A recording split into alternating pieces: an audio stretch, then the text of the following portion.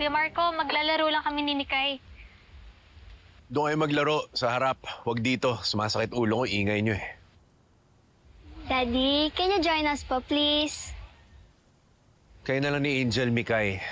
May hinihintay ako.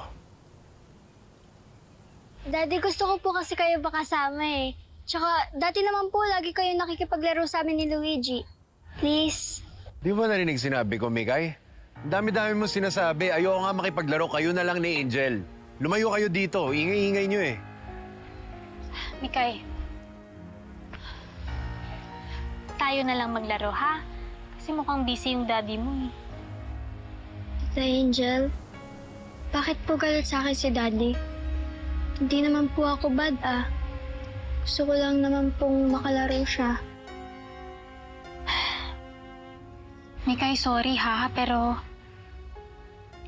parang hindi ka nakasilab ng daddy mo eh. Pero huwag kang mag-alala.